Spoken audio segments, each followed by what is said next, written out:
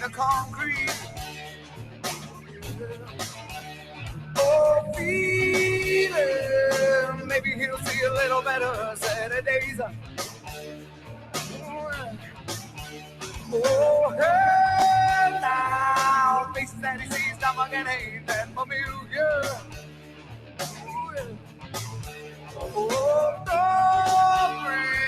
Welcome into the Fan Run Radio Studios, Neutral Zone, presented by Fleet Tire. Good morning, Drew. How are we after a sweat, but a victory? You'll take any W on the road in the SEC. Good morning. Too close for comfort. Man, I've lost my voice. It's probably from all the yelling at that Tim Banks calling, defense calling last night. No, too close for comfort, Cloney.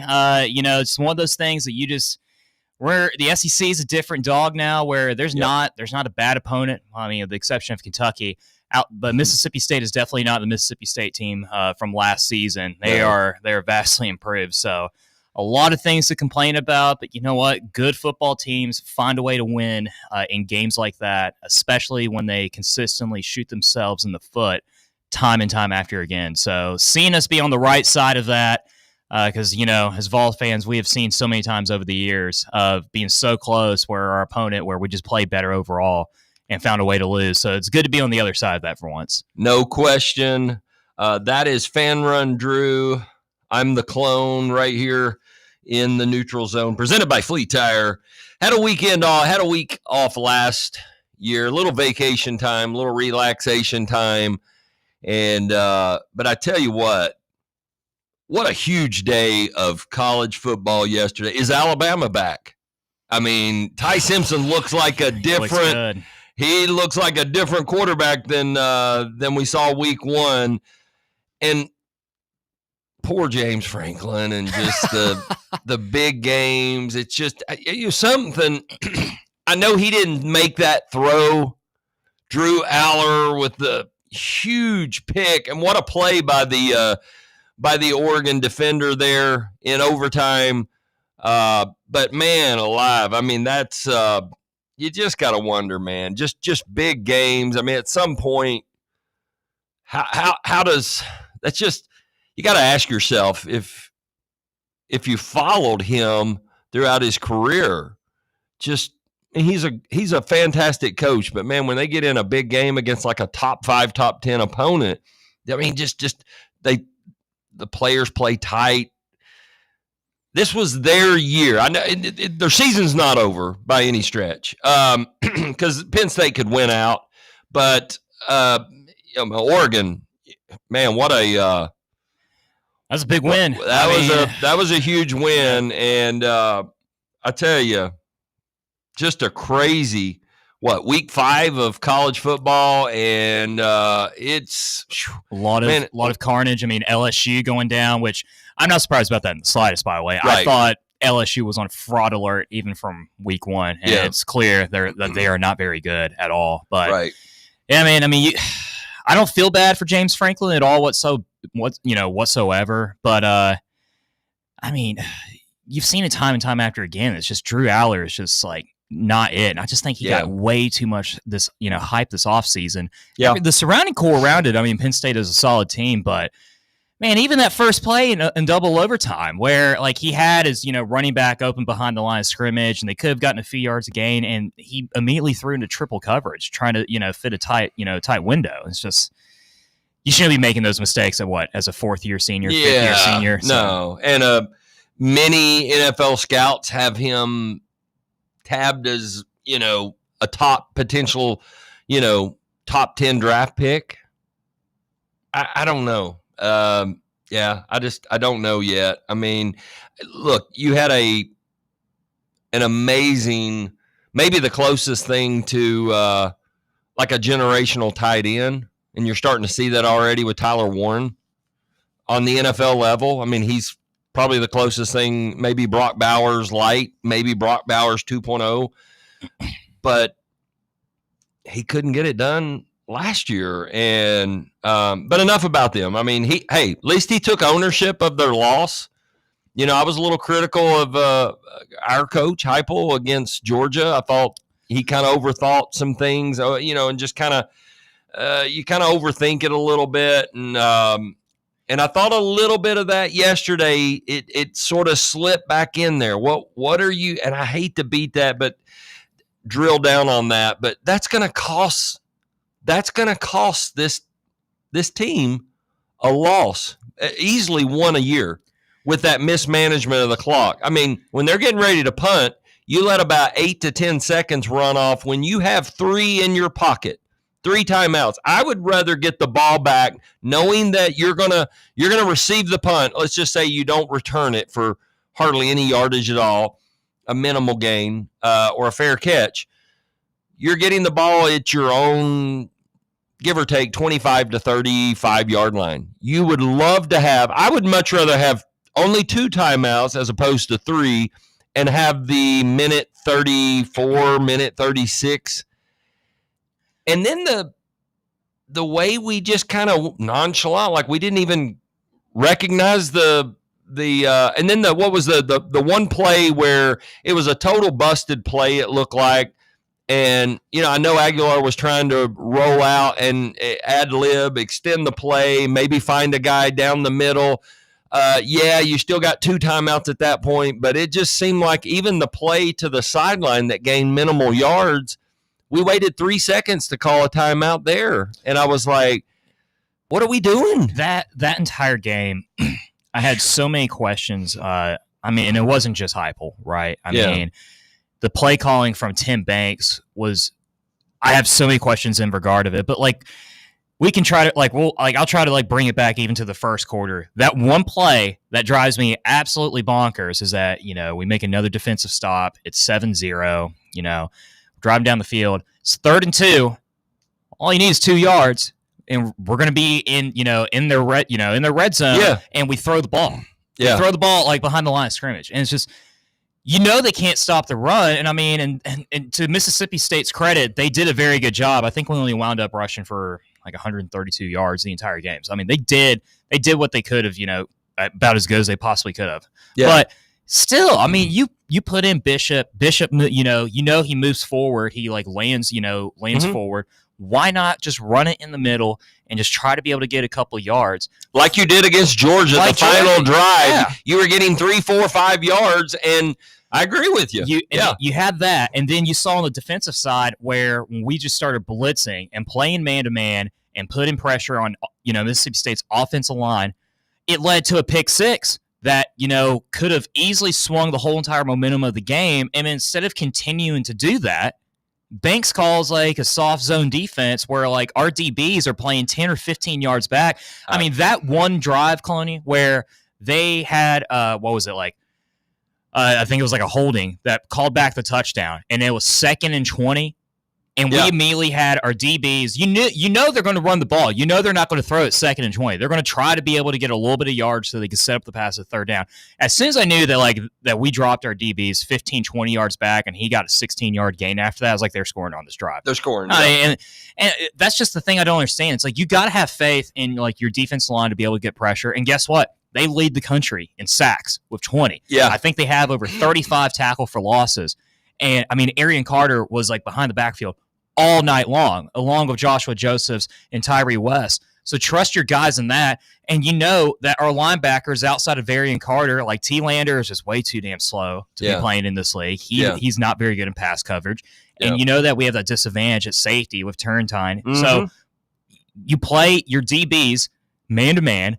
You have the talent. Redmond can do it. I mean, Colton Hood is probably outside of McCoy, probably the best, DB in the country, and just allow them to be able to do it and play one safety back. And it's just, it is just so infuriating. This was a game where we should have won this game by 2 touchdowns. It should not have been particularly close. And I know the stat line says otherwise, but Joey Aguilar played one hell of a game. You're talking about, he was 4 drops away from having 3 passing touchdowns and over 400 passing yards, and we probably win that game by 10 because all 3 of those drops that he had that were crucial, like the 2 picks and Matthews' walk-in touchdown, those all wound up being Mississippi State touchdowns on the next drive. I agree wholeheartedly.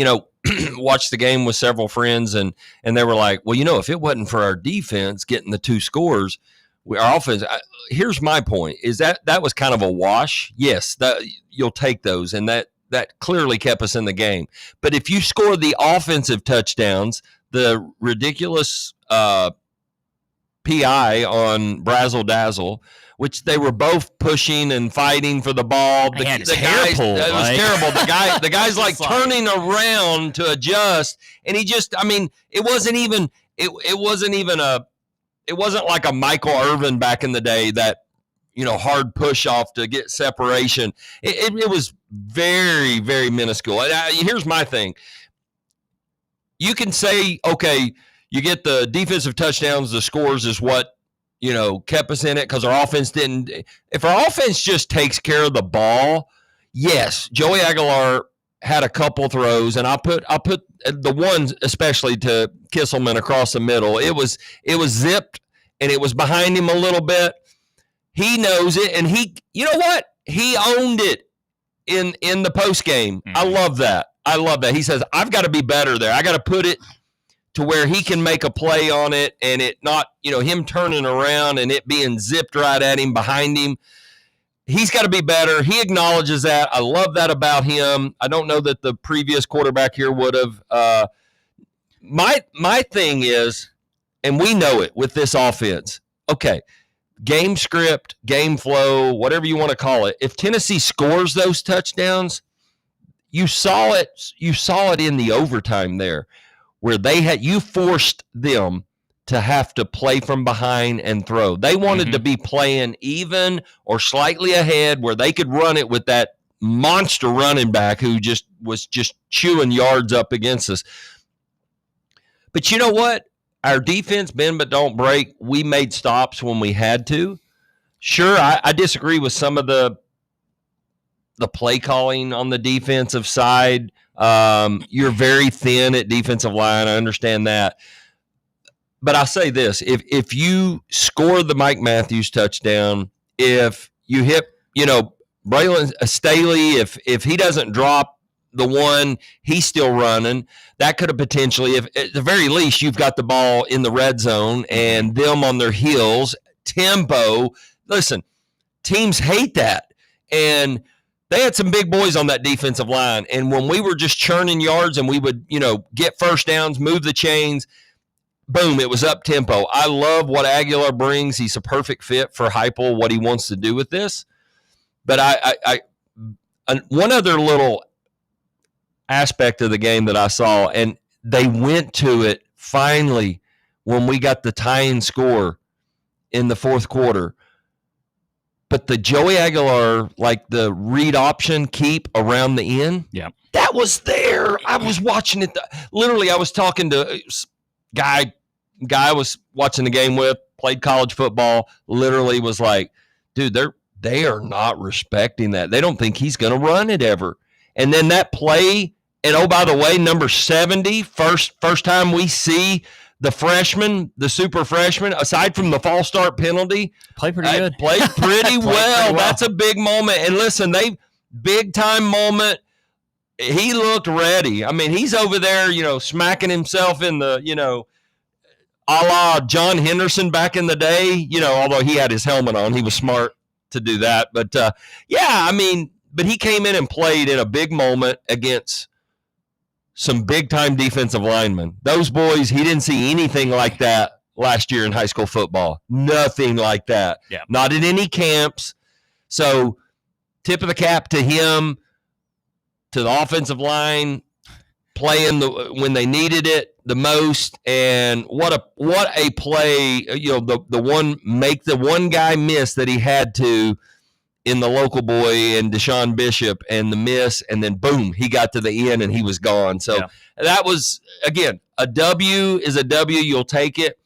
I still have, and maybe it seems nitpicking, but I mean, what year are we with Heupel now? 5? It's his 5th season, yeah. Okay, 5th year, and game management 101 level stuff. We're still, it's almost like we're learning at the NAIA level. Hell, that ain't even a thing anymore. But I mean, we're learning on the job with this sort of stuff. And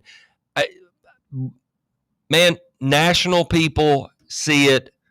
Football people with solid football acumen, IQ see it, and they're like, whoa. I mean, I was sitting in a restaurant 2 weeks ago when Georgia, when their fans were coming into the restaurant. I was sitting in the bar area, and literally they were like, and they were as cordial and as nice as, they weren't like the young, obnoxious, barking dogs. Of course. But they were like, I said it then. I said it 2 weeks ago on the air, 2 weeks ago from today. I said, they were like so totally shocked, surprised. They were like, man, he really kind of iced his own kicker. And I mean, the way he was managing the game there at the end, he goes, we couldn't stop you all. He said, I don't know what happened to like the little quick slants. And he goes, and it was just like the mismanagement of the clock. And he goes, and then he runs that last play to do nothing but just, he wasn't even lining the ball up. For anyone who was claiming that was what he was trying to do, there was nothing. Then I learned since then, someone, I'm not going to mention who, but someone that I found out that is on the sideline that sees this says, hey, their motto is give him warm-up kicks just like any other kicker. Heupel turns, ask him, hey, you good? You good? Do we need to line it up for you? But then they start talking to him. And then, oh, by the way, we start thinking, are we going to, well, you know what? Let's reinvent the wheel here. Let's run one more play and get it down to where we don't want to give Georgia any chance at all to throw a Hail Mary or I don't know. Anyways, that's enough on that, but it continued. It reared its ugly head again yesterday slightly. And yeah, Gilbert missed another big kick there, in the second quarter? But yeah, I mean, it would have. I hate it for the kid, but that's kind of mental thing too. That's how it goes with kickers. Yeah, how it is. You see it. You see it in the NFL all the time. As soon as one kicker, misses essentially a chip shot for them, it goes downhill. And Gilbert's a good enough kicker where he will be able to get over this. Like he'll be all right. I'm not hitting the panic button yet on this, but I'm willing to hang in there too. I agree. The one thing I don't understand, and look, I understand Heupel's mindset in that final drive in the fourth quarter where, Mississippi State's got 3 timeouts. It's a minute and 25 minute and 20 left in the game. I get that you don't want to drive down way too quick and score a quick touchdown and give them the opportunity to be able to come back and tie it up at the very end. But good God, man. I mean, you let 25 seconds off the clock before you snap the ball. It doesn't make any sense. And then you waste 25 seconds just so that way you throw it across the middle and then you have Aguilar try to run it. And I understand maybe that probably Heupel was hoping that Aguilar would run it out of bounds, but you shouldn't put the guys in a situation like that. If you're going to waste the clock, all right, get past the 50 first. Right. Get past the 50, get on Mississippi State's side of the field, force them to use their timeouts, and then you could be able to decide because guess what? You got 3 timeouts too. You could be able to figure it out that end. Be like, all right, we're going to run down the middle. And we're going to, get a chip shot for Gilbert to win it. We got 30 seconds left. Should we try to go to the end zone a couple times? Play it to your advantage. You can't expect every play to be perfect. I mean, it's college football as well. I mean, there's going to be mistakes that are made, and that your wideouts have had a really, really tough game, all afternoon. And so just give them the opportunity to be, to set yourself up in that best situation. And I don't understand cloning either from this aspect. This is the same Josh Heupel, mind you, that managed within 15 seconds in Alabama 3 years ago. And I hate to refer this all the time, but there's not a lot of examples of a 2-minute drill or 1-minute drill where we're able to put ourselves in a winning situation. He managed to drive 65 yards down the field, within 2 plays and be able to set that up. There was no wasting the clock. I mean, there was urgency. And even in the Georgia game, at the very end of that drive, as you mentioned, the very end of it was bad, but you have to take into consideration, we had that ball of about 2.5 minutes left. He drove down about 60 yards down the field with ease. We had guys that were open with the pass, but the run game was starting to open up a little bit, and just the decision making and the lack of urgency is really concerning. And that's why I'm afraid of being in these situations. If we play Alabama in a couple weeks and we have a shot to be able to win on the final drive, I'm just going to be honest with you. I would have more confidence of Les Miles with better clock management than Josh Heupel right now. No question. One other aspect coming from this game, we've got to clean up. I know we're a little thin right there at defensive line. Linebackers are a little suspect. Fluff, Bothwell, and that running game. Even Booth, had some success. I know he had one run for like 14, 15 yards. They absolutely controlled the clock. We showed the ability to, make a stop, bend but don't break a little bit, make a stop, get a turnover. But I tell you what, if a team is running with that sort of success and they're taking care of the football, and believe me, we're going to play some teams that will find a way to capitalize and score and, finish those type of drives off. We've got to be better there, man. We have absolutely got to be better. I don't know what the timeline is for, or even the possibility for McCoy and looking at getting some of these guys back. But Drew, it is the schedule, man. It's getting, Arkansas, sure, they got embarrassed. I don't know what happens with Pittman this week. I mean, he might get blown out. Who knows?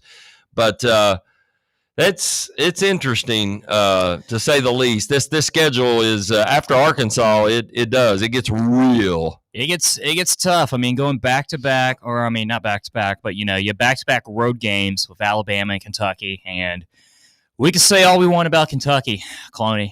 There is one thing for certain, though. That game is always unnecessarily close, no matter what, every single time that we play over there up in the coal mines. So we should be able to take care of business there. But, I mean, there's not a guaranteed win on our schedule outside of New Mexico State now. And then you got Oklahoma. Oklahoma's going to be tough. That might be potentially the first game that Mateer is back. After his right hand surgery that he has right now, that he's going to be sidelined for the next 4 weeks. Yeah. And Bama looks good. We're lucky that Florida is absolutely terrible, but we've only won there twice since the Nixon administration. Yeah, but they'll find a way to get ready. They'll find a way. I mean, it wouldn't even surprise me if Lagway gets hurt or. And they install some other guy that and he'll have a career game a la Rohan Davey or It'll be former Vol Harrison Bailey throwing for 300 yards against us, despite the fact that he couldn't throw more than 15 yards down the field over here 5 years ago, knowing our luck. But you got this win at the end of the day. You got a much necessary bye week next week where you got your guys healed up. From what I have heard personally, a lot of people were a little bit nervous about Jesse Perry, that what looked like an apparent knee injury that he had. Could be off on this, but from what I've heard, Colin, it looks like he's all right. It looks like it was just a precautionary thing more than anything, and I can't confirm this or not, but it looked like that he even played on that final drive in overtime as well. Which is great news. I was terrified that was going to be like a high ankle sprain of some sort, but it looks like he's okay. There's more positive traction about Jermod McCoy potentially coming back for Arkansas.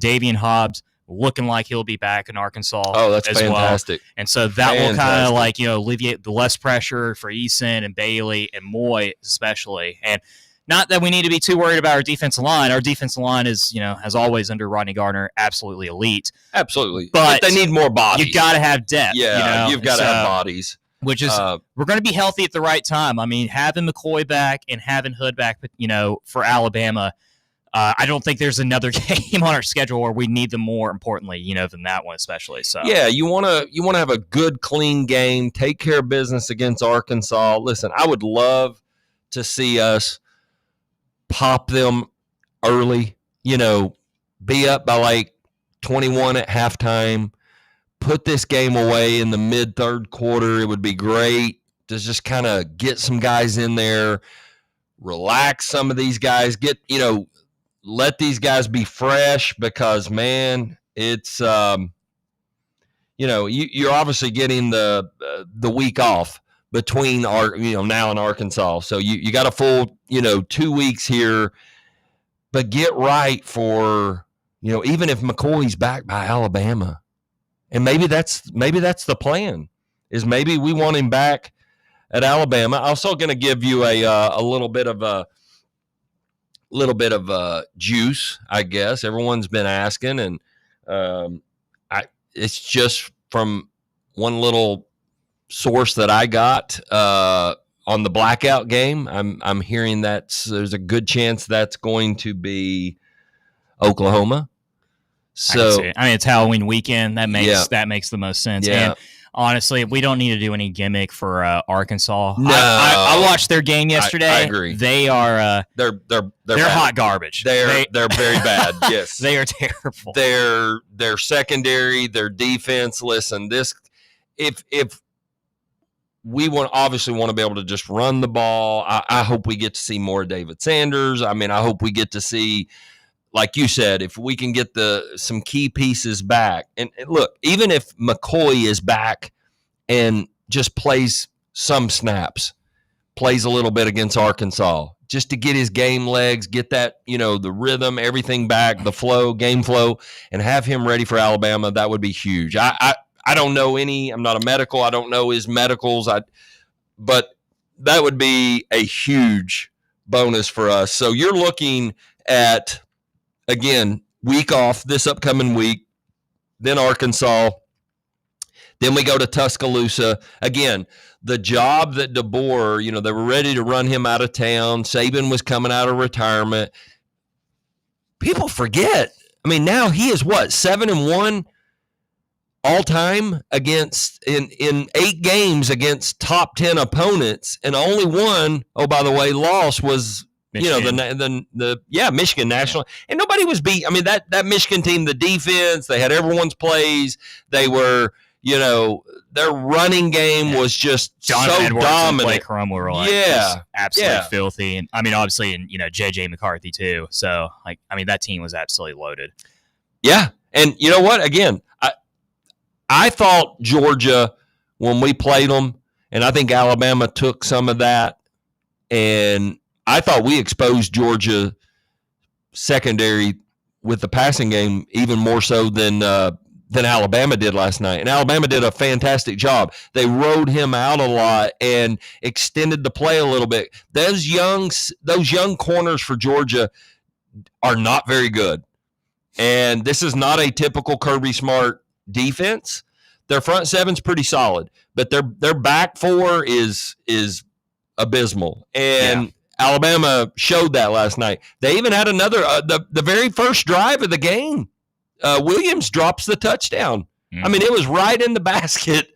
And he's had some inconsistency. This is a guy that's considered, all-world elite, came out with the same class, Mike Matthews and Jeremiah Smith. Listen, Jeremiah Smith's on a different level, and we saw some of that yesterday.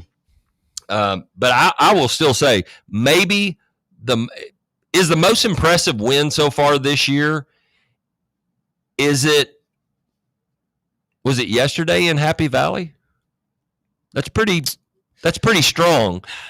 I don't put the Arch Manning going his first game to the shoe. I just don't think he's ready. Yeah. He wasn't clearly ready then. I still don't think he's ready.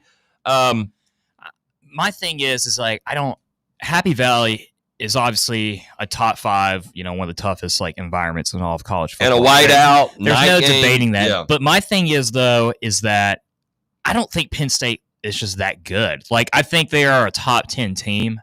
Right. But I just think I don't think they have a very good quarterback.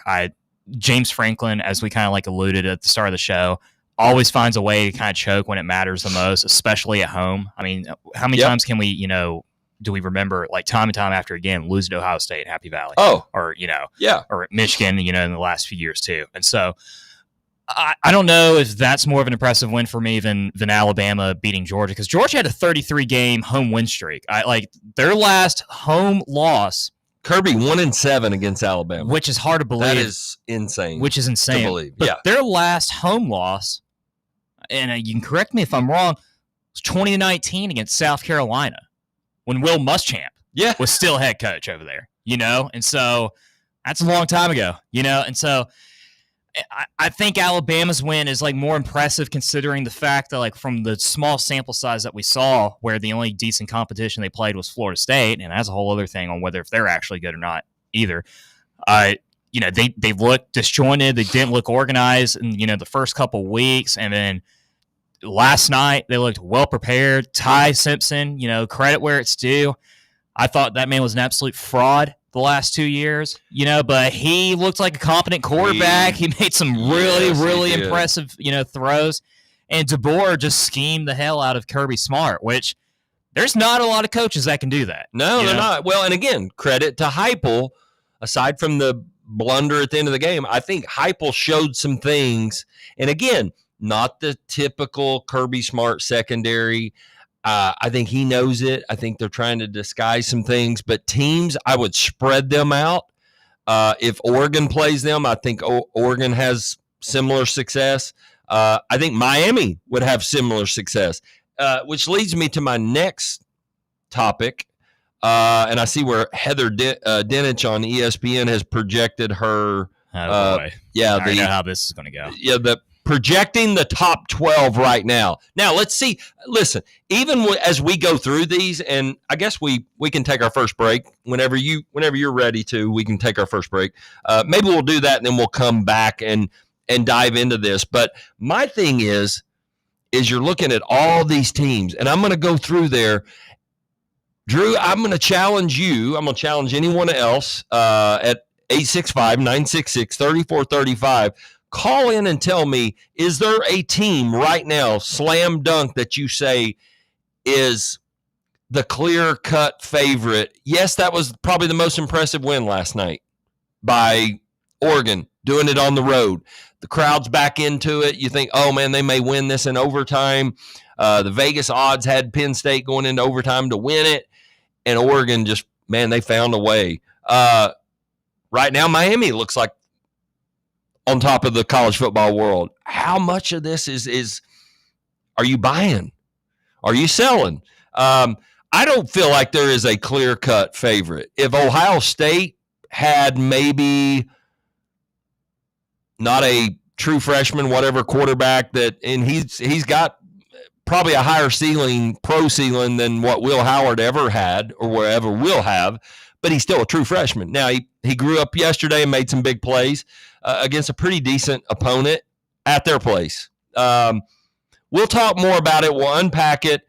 Come back with us on the other side. More Neutral Zone as we're going to dive into the first college football top 12 projection. I'm going to get my boy Drew, get his opinion. Is there a team they're leaving out right now, or Heather Dinich is leaving out of ESPN?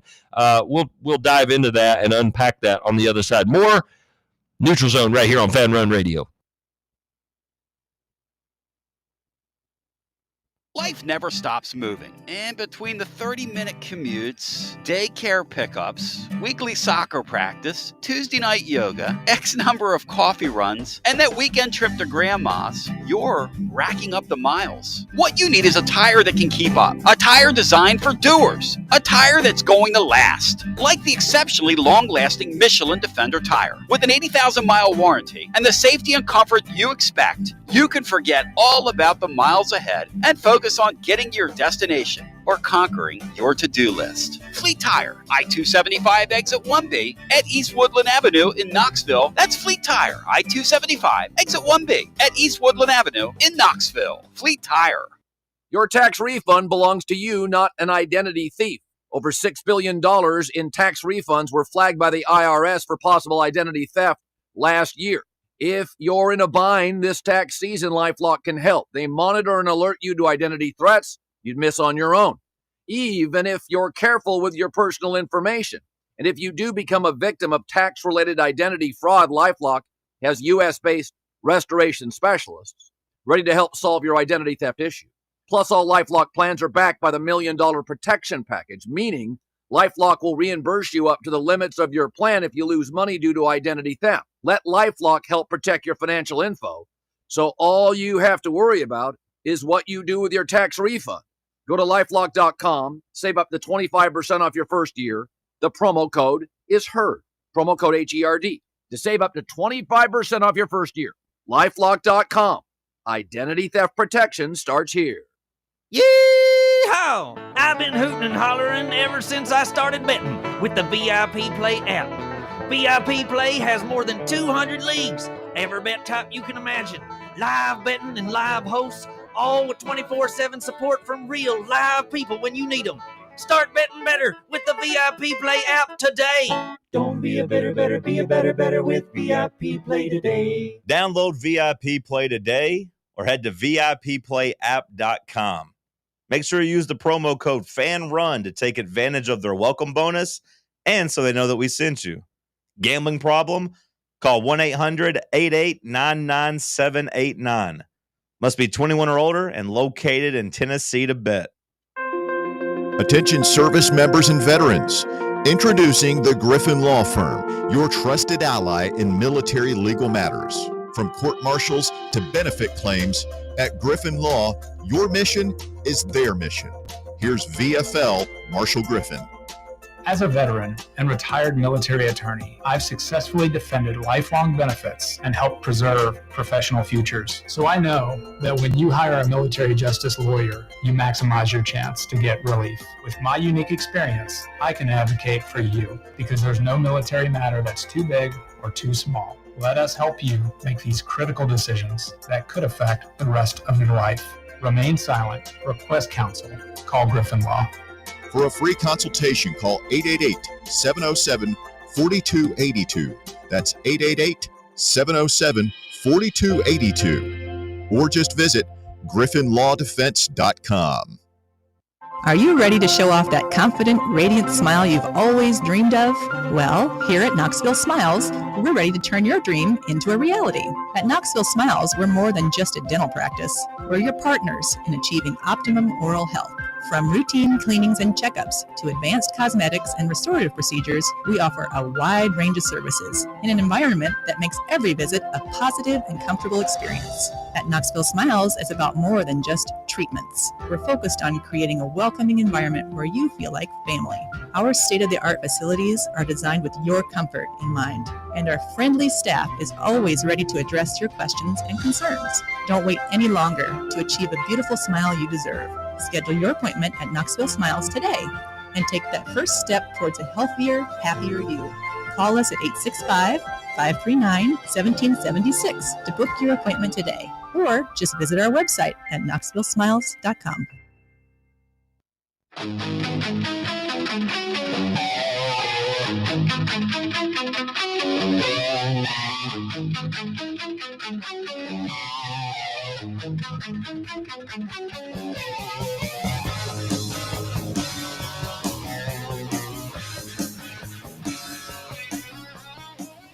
Great stuff. Good jams bringing us back here. Drew, that's one thing I was, Drew and I were talking last weekend. Got to go down for a few days to sunny Orlando and got a really good deal to stay in the Hard Rock Hotel. And man, they play the jams from can to can't. Oh yeah. It is from sunrise to sunset. I mean, it's all day, like unbelievable. It's like the city that never sleeps. Yeah. Kind of right there in order. I mean, everything. City Walk. It's crazy. Fun times. Even if you're not a park, roller coaster ride enthusiast and all that, you can have a lot of fun there. But heard that song several times while I was down there. It's classic, man. It classic. It is. Super, super cool. But hey, the Steelers, quick update. We have a game in Dublin this morning. The favorite was the Vikings, a small favorite, but the Steelers are saying not so fast. They're up 21-6. If you had Kenneth Gainwell for 2 touchdowns, anytime touchdowns, you'd be sitting pretty sweet right now. They have clearly just dominated this game. The Vikings, again, no J.J. McCarthy. They're having to start Carson Wentz, and he's thrown 2 picks. It's their offensive line in Minnesota is horrible. I know. Jordan Mason was a serious breakout. I mean, he's averaging almost 4 yards a carry. He's averaging 4.2 on the year with that offensive line, but just not getting it done. You couldn't find TJ Hawkinson on a milk carton. I mean, this guy, Justin Jefferson, 8 catches. He's doing his thing. JJ's got 8 for 97, but they've not even sniffed the end zone. 21-6 as they're about to head to the last 2 minutes of the third quarter. But the real NFL slate, we're going to dive into it in the second hour. As we promised, though, and we'd love to hear from you here on Fan Run Radio. Again, this is Neutral Zone presented by Fleet Tire. If you want to discuss who do you see right now projecting the top 12, what are your thoughts on Tennessee? Where do you think Tennessee wounds up? How are you feeling? Okay, Arkansas, you don't like to look ahead. In 2 weeks, it's obviously a very favorable matchup for us to win pretty comfortably, especially after last year's dud that we left down there in Fayetteville. But if you have an opinion on it, I'm already looking. I hate to look ahead, but I'm looking at Alabama. At Alabama, they seem to be getting it together. I thought their defense looked better than they have, obviously, against Florida State. But we'd love to hear from you. 865-966-3435. Drew, your thoughts on anything before we dive into the Heather Dinich's top 12 projected, right? And again, this is all projections. I'll be curious to see if there's a team currently outside the 12 that you feel like, maybe we'll slide into that. I mean, I'm looking at the top 25 like right now, just based on like this week, what, the AP top 25 had. And, I've always had the belief that if you're a defending national champ, like no matter what, you should stay as number one, regardless of who you've played until you lose a game. And, I could break down to Ohio State and like say that, do I think they're as good as they are last year? Absolutely not. I agree. Julian Sayin, who he could potentially be a great quarterback for them. I watched that game against Washington. I mean, they offensively like really struggled, and Washington's better than they were last year. But I mean, that was a game where Ohio State was 9, close to a 10-point favorite on the road, and they wound up winning by 18. But that was I think it was like a 10-6 game going into the fourth quarter, and they had a couple touchdowns in the fourth to really tuck it away. Miami's look good, but this is my thing about Miami, man. This happens like every single year, regardless of who's head coach, whether it's Cristobal or or whoever. They always start off like red hot. First 4 or 5 games look really, really good. And those have been at home? And those have all been at home as well. So remember that. And like Notre Dame is like, I think Notre Dame is better than like what their record indicates. I mean, they had a really, really tough first couple weeks playing Miami. Their defense is missing their coordinator and some players to the NFL. But overall, I think you're starting to see their offense can really move the ball. And like, I hate Notre Dame, but they're going to finish 10-2, and they're going to make the playoffs. And they're going to find a way in. They're going to make it in, and they're a solid football team for sure. I mean, another team that has replaced a veteran quarterback with Riley Leonard last fall. So, but I mean, before she gives us like the top 12, like I think Oregon should be number 3. I would even make the argument that maybe Texas A&M should be in the top 5. And the reason why I make that argument is that you talk about that they have a win on the road over Notre Dame, where they were underdogs going into that game. And I think they were like 4 or 5 point underdogs in that one. She has them 4. Yeah. And they had a solid win over Auburn. I mean, I don't think Auburn is that good, but I mean, Auburn has certainly improved from last fall. And I think they are an 8-win, 9-win team. Yeah. I also think personally, just being completely blunt and honest, I think rankings in the first 5 weeks are completely unnecessary, and there should not be a ranking system anyway, because there's so many variables. A lot of these teams play garbage opponents before they go into the gunk of their conference schedules in mid-October and November, and you get to see yourselves after about half of a football season who's legit and who's not. And so, I mean, I would probably have A&M, in that top 5. Maybe for now, I'd have Oklahoma around that 6 or 7 range, and I 2 teams in the top 5. You care to get? You got one of them. Okay, so A&M's in there. These are again her projections. I'm going to say Indiana. I got a feeling. No. 2 SEC teams. Oh, 2 SEC teams. In the top 5. Huge win yesterday. I'll say huge win, but big win. No way she got Bama in there. Ole Miss. Oh, gross. Ole Miss. They're not even that good. Like, guess who she has at 11? Who she got at 11? 1 foot in the door. Man, you could be looking at top 5. Would we Okay, I'll let the cat out of the bag. She has Tennessee at 11. She's got okay. Like I'm going to run them down. Like I'm going to go backwards. I'm going to start at 12. All right. Penn State 3-1. Okay. Tennessee 4-1 at 11. Yeah. Here's what she says: why they could be here. The loss to Georgia is keeping the Vols behind the Bulldogs, and they got a scare Saturday at Mississippi State before winning in overtime. Unlike LSU, though, the Vols haven't had any trouble finding points. Why they could be lower: the Vols lost at home to Georgia, which took a slight hit after the Bulldogs fell to Alabama.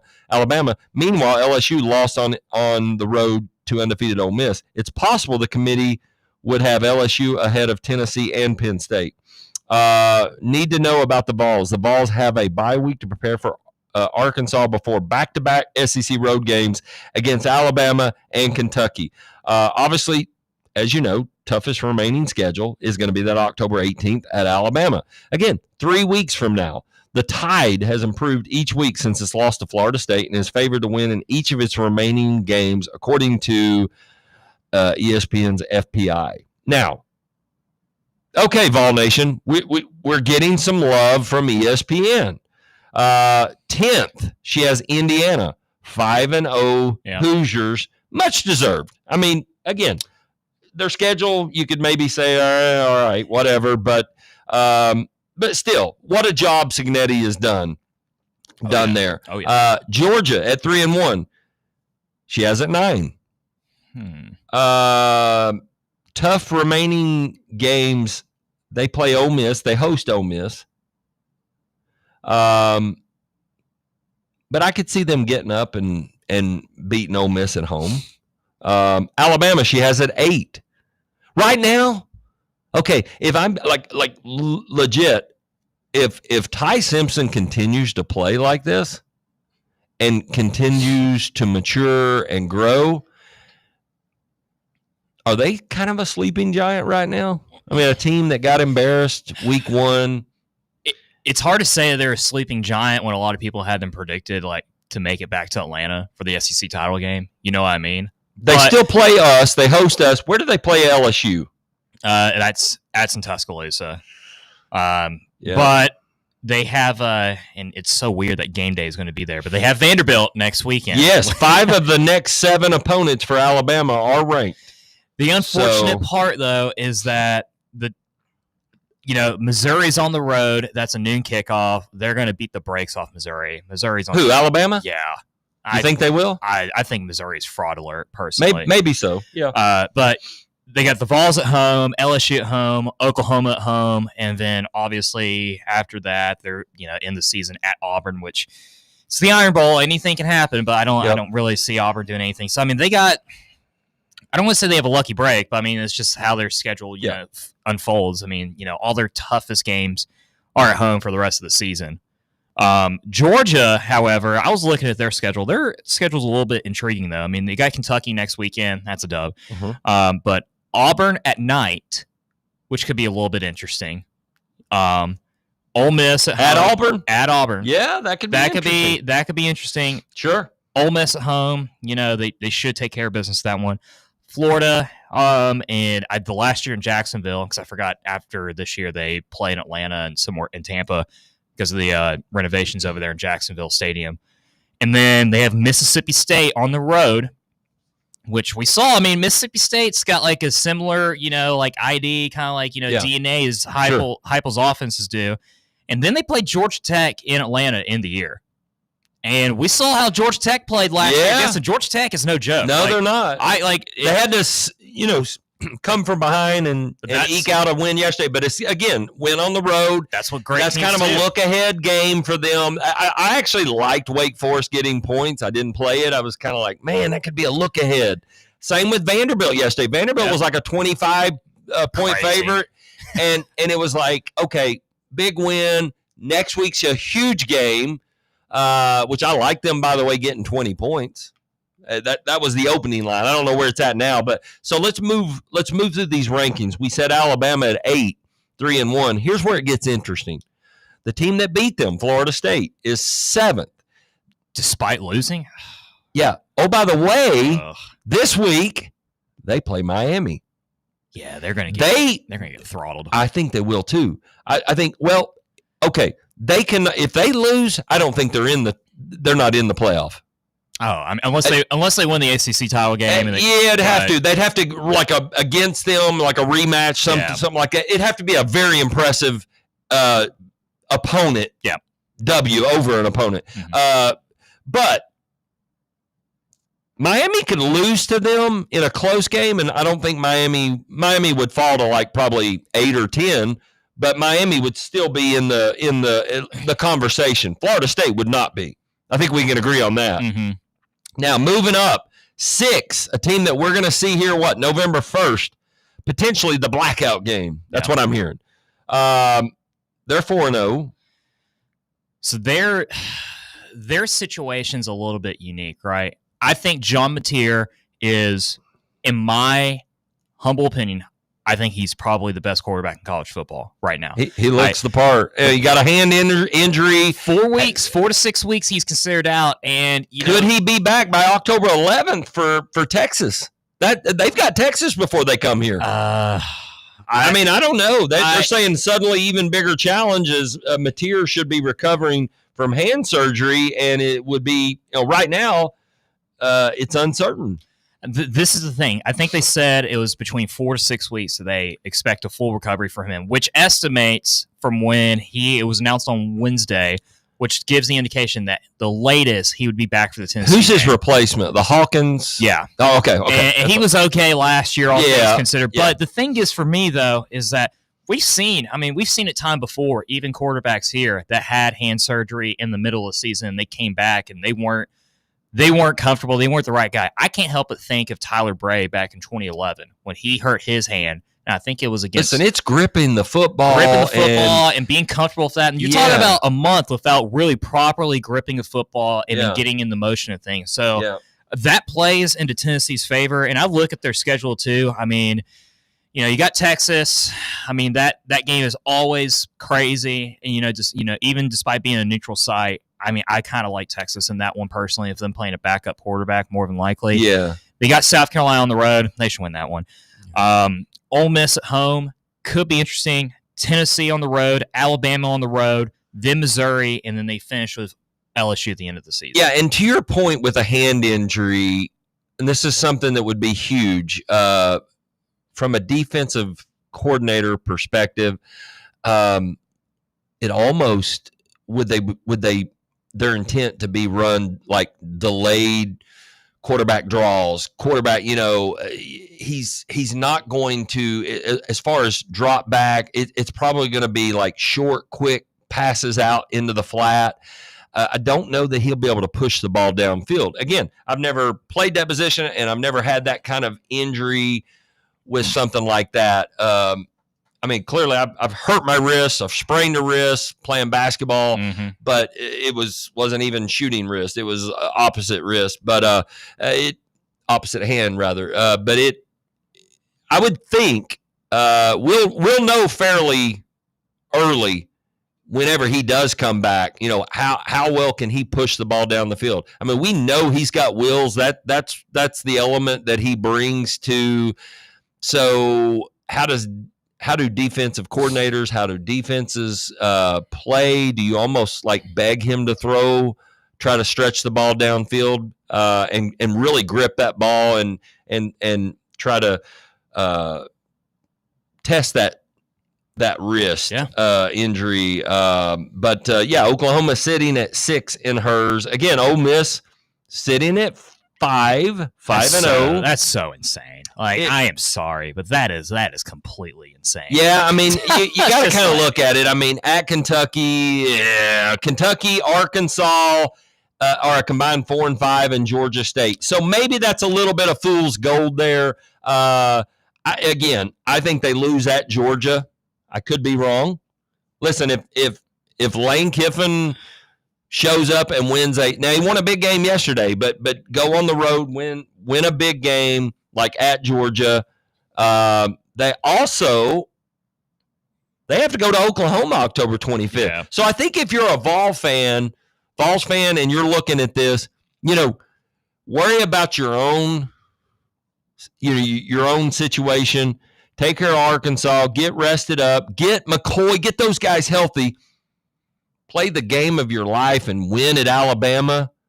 Man, all of a sudden you're forgetting about that Georgia, and you're in legitimate conversation for the college football playoff. Legitimate. I'm not saying you can leverage your way where like we can get our traditional Florida loss in there and not have to worry about finding a way to sneak in, and then forget about the playoff. You beat Alabama on the road in Tuscaloosa. You're talking about there's an opportunity for the first time since 2007, Tennessee makes it back to Atlanta. Absolutely. And,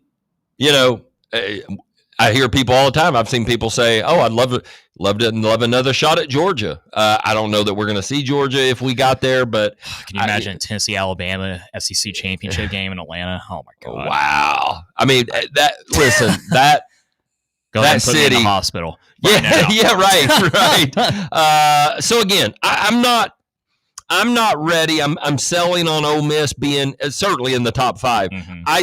In about 3 or 4 weeks, I may eat crow, but I think they have at least 1, maybe 2 losses.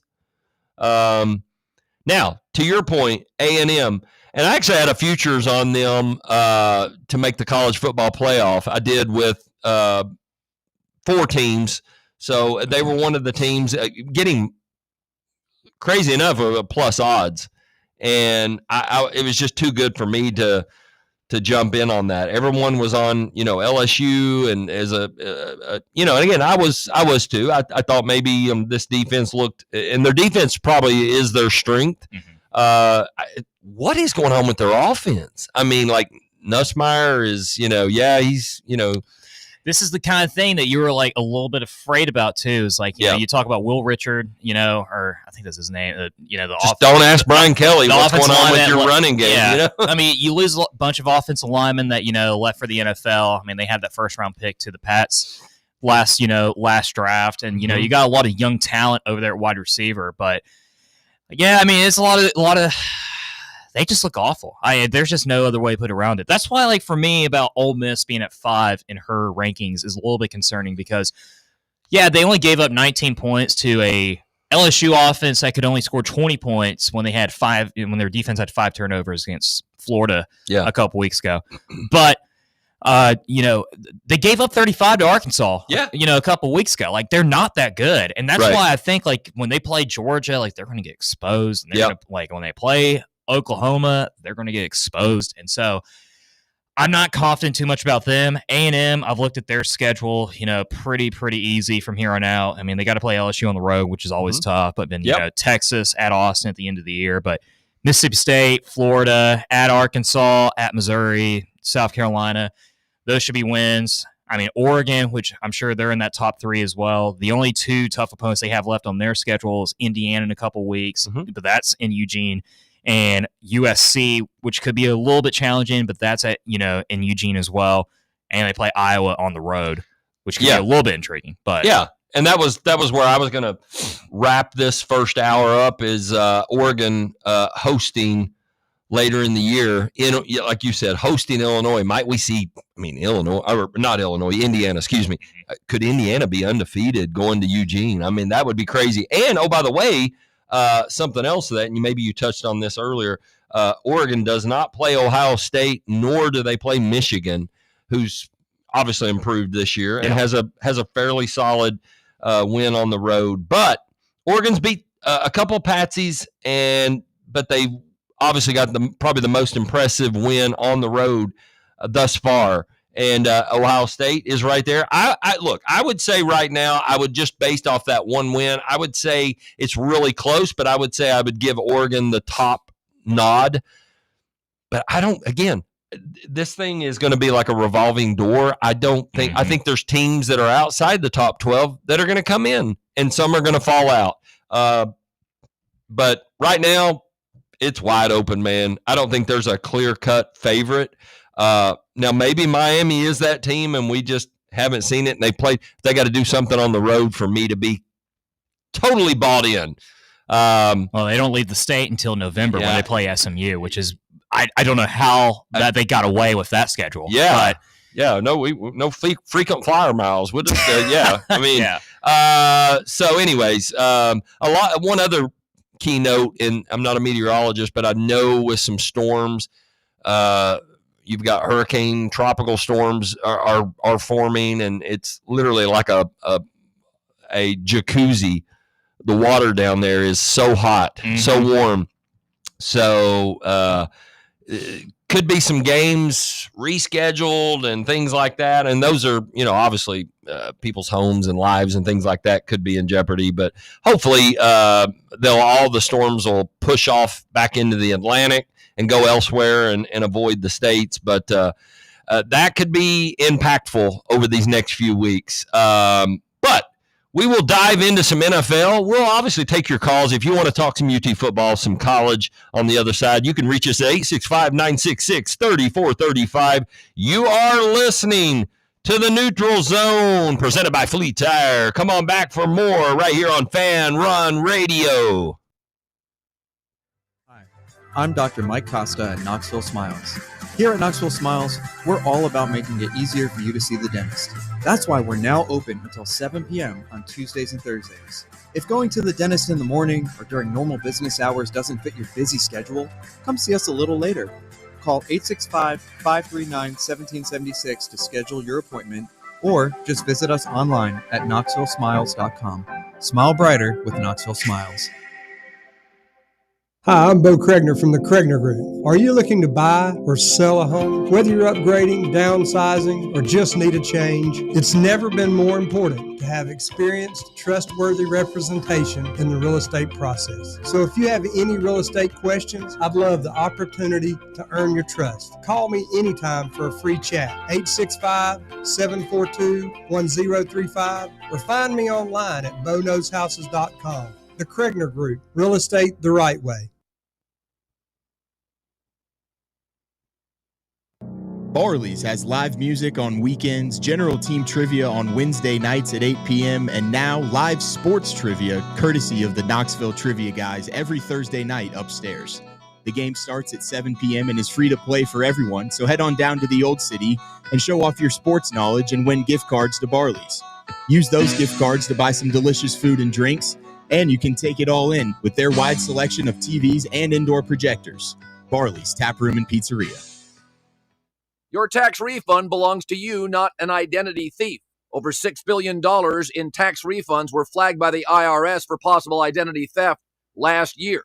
If you're in a bind this tax season, LifeLock can help. They monitor and alert you to identity threats you'd miss on your own, even if you're careful with your personal information. And if you do become a victim of tax-related identity fraud, LifeLock has U.S.-based restoration specialists ready to help solve your identity theft issue. Plus, all LifeLock plans are backed by the $1 Million Protection Package, meaning LifeLock will reimburse you up to the limits of your plan if you lose money due to identity theft. Let LifeLock help protect your financial info, so all you have to worry about is what you do with your tax refund. Go to LifeLock.com, save up to 25% off your first year. The promo code is HERD, promo code HERD, to save up to 25% off your first year. LifeLock.com. Identity theft protection starts here. Hey Knoxville! Surfside iced tea and vodka made with real brewed tea is only 100 calories, 2 grams of sugar with no bubbles and no troubles. That's right, zero carbonation, so it's easy to sip and enjoy. Headed to a game day or party at a friend's house? Bring an iced tea or lemonade variety pack from Surfside, or try their green tea and new raspberry tea vodka. Find the can with the sunset stripes this season. Surfside iced tea and vodka, sold at bars, restaurants, and stores near you. Surfside iced tea and vodka, sunshine in a can. Must be 21 or older. Enjoy responsibly. What's the difference between an ordinary EV and a Mercedes-Benz EV? The feeling. Electric is what gets you there. Mercedes-Benz is what moves you in ways no other automaker can. Feel the freedom of the superbly versatile 7-seater EQB. Revel in the inspired, customizable comfort of the EQE sedan. Sense the brilliant intelligence of the EQE SUV. Discover the boundless capability of the EQS SUV. And luxuriate in the flagship meets spaceship magnificence of the EQS sedan. Every Mercedes-Benz electric vehicle offers the very latest MBUX voice-activated AI software, as well as remote access to a whole host of functions via the Mercedes Me Connect app. The vehicle's electric, the feeling all Mercedes, the choice all yours. Test drive a Mercedes-Benz electric today at your local dealer or learn more at mbusa.com/EQ.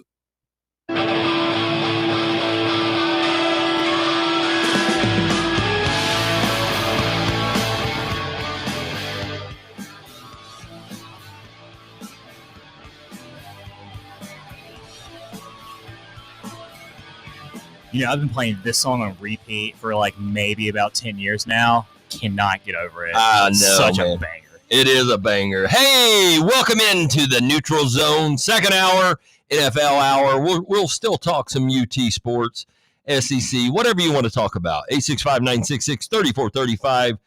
We'd love to hear from you. Neutral Zone, again, presented by Fleet Tire, right here in the Fan Run Radio Studios. We're checking in Dublin, a little under 9 minutes, and Minnesota's offense is still, I don't know, back on the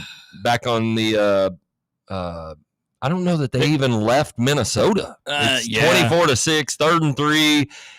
They're trying to get some points, probably looking at another field goal attempt.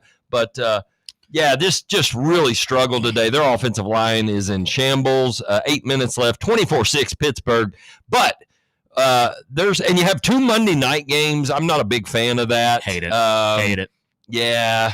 So I mean, you know, you can call me a grandpa, right? But like, it's just these Monday night games are just getting later and later every single year. What was it, like last week or 2 weeks ago when the Raiders played on Monday night? It was like a 10 p.m. kickoff. Yeah, I'm just like, it was one of those. Two game slate.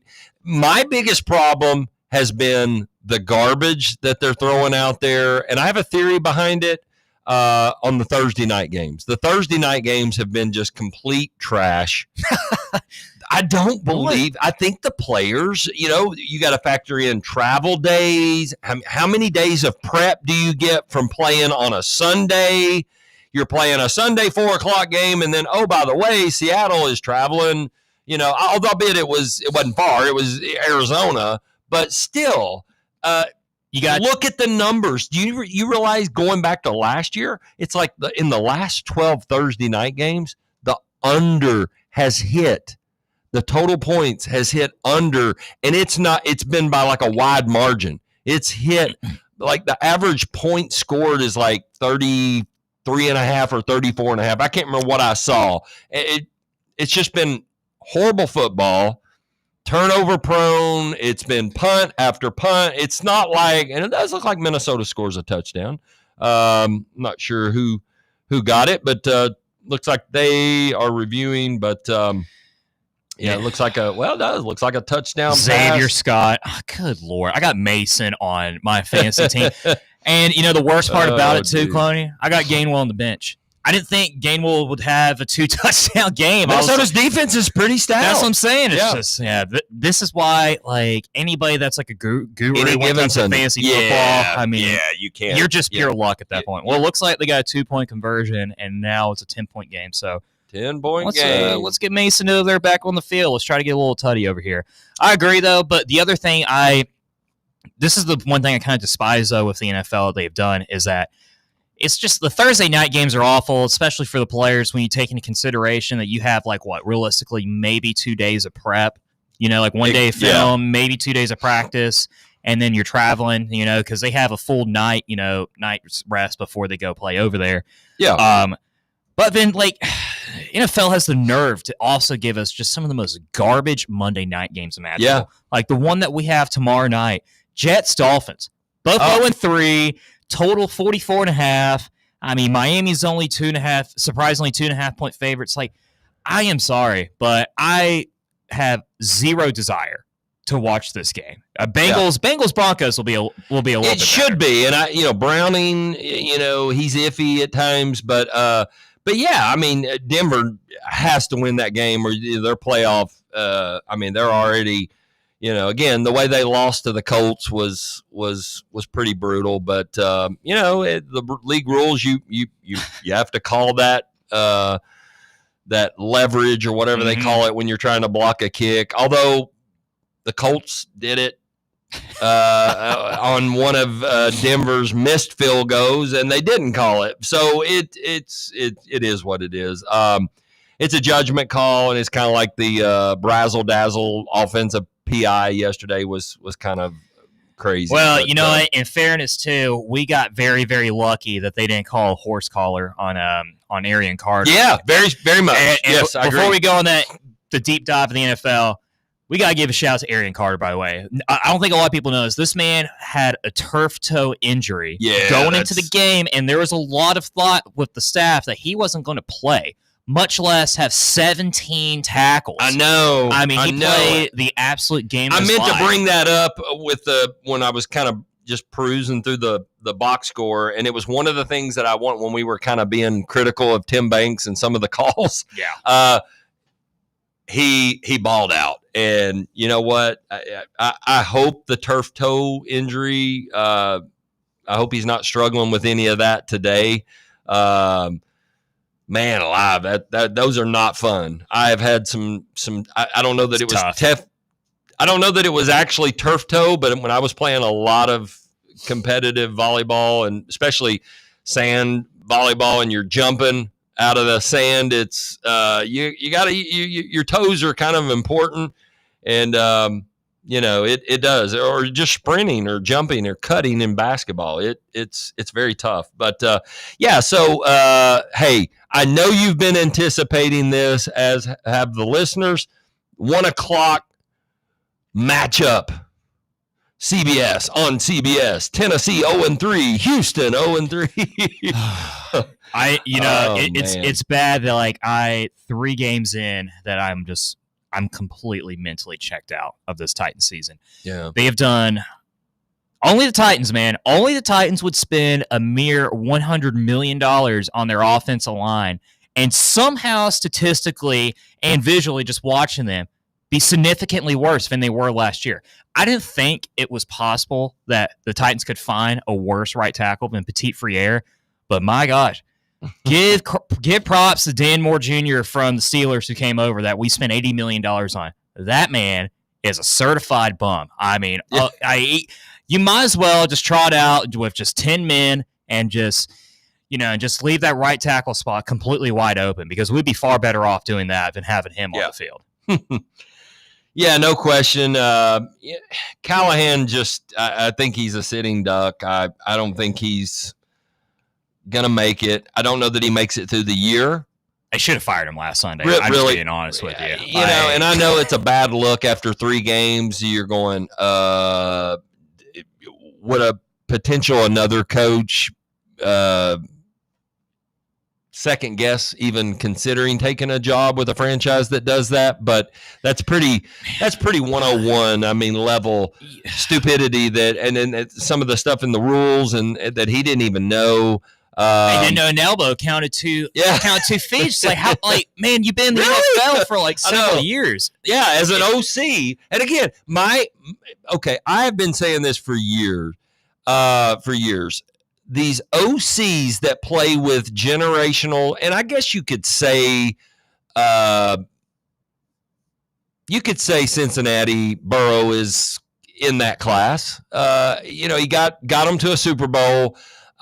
He's arguably one of the top 3 to 4 best quarterbacks in the league throwing the football. Now, he hasn't won the big game, but I get it. You could still tell me when he's healthy, and he hasn't even had a very good offensive line. Yeah. Give me 3 or 4 quarterbacks that you would take over him. With the same, I mean, obviously, yeah, he's got great talent around him, but his offensive line is trash. His defense is trash. My point being is these offensive coordinators, that get jobs based on playing with, I mean, who was the guy with Peyton all those years? The coach, Adam Gase. Yeah. I mean, it is crazy to me. It's crazy to me. I think the big issue when it comes to Callahan is, I mean, I think Callahan got very lucky the fact that, he just found pot and kettle with Burrow and that Super Bowl season. For 100%. Sure. The other issue is that, man, he's too much like his dad. All right. And what I mean by that is that he tries to add way too many complicated things within the offense. And this was the big thing about Bill Callahan when he was at Nebraska, when he left the Raiders to be Nebraska's head coach. The one common thing that all of his players said, back then was that he would add all these offensive schemes and all these breakdowns and like all these different plays that it made it so incredibly confusing for a quarterback to learn that like the offense didn't know what they were doing half the time. And you could see that with Brian. It's just like players are just so disjointed. There's like a lack of communication, and you got a rookie quarterback, man. Like this is one of those things, like when you have a brand new quarterback, it doesn't matter what league you're in. Like you got to find a way to be able to simplify it, make it easier. And then as they gain more confidence, you add more into the playbook, right? And so he's just not going to last long. And the Titans didn't do any favors for him either with just some of just the off-season signings. Sure. And the draft has been a little bit better, but he's just the in-game decision-making too. And, he kind of, what he did last Sunday over there near the end of the half where we had a field goal opportunity, the Colts called a timeout, and then we wasted about 30 seconds on the game clock, and so we had to call a timeout too, and then we get a false start, and then we missed the field goal, and it's just there's been so many countless examples of Callahan's just incompetence when it comes to in-game coaching ability, where it's just obvious that this guy just ain't it. Steelers have it first and goal. 4 minutes 20 seconds left. Party time in Dublin. 4:20 left in the game. And they've got it first and goal at the 9. Might we be seeing another Kenneth Gainwell?